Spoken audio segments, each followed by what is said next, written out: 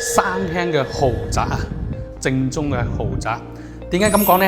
佢入內嘅位置呢，就送咗個入庫花園嘅，就啱先鏡頭所見到嘅。跟住嗰個廳呢，係前後南北對流嘅。我哋先睇下呢邊啦。佢呢邊嘅話呢，就係望住我哋一個小溪原來嘅景觀，而且呢，呢個係一個高樓層嚟嘅，非常之舒服。打開晒嘅話，兩邊非常之通風。佢嗰個戶型嘅話，面積242平方，仲未包括贈送嘅嚇。佢而家目前咧係可以做到5個房間，如果包埋我哋呢一邊一個工人房嘅話咧，就可以做到6個房間。呢個工人房嘅話咧，呢埲牆係可以打咗佢嘅，跟住嘅話咧都非常之闊落。咁咧，包括我哋呢個人台咧，大家都見到啦。人台喺呢個位置咧，似乎有啲窄，但係咧，佢裝修陣咧係可以將佢移出到側邊嗰度嘅。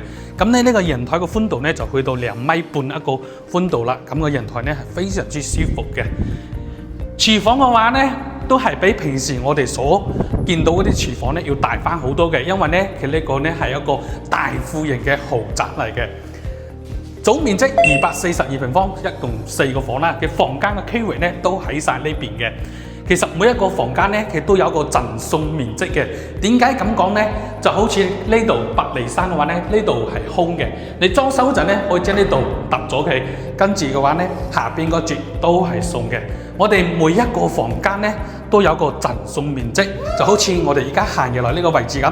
呢度可以再做排衣櫃，跟住嘅話咧。佢呢邊咧就係我哋一個游泳池式嘅洗手間，非常之大，而且望出嘅景觀真係無敵存在感。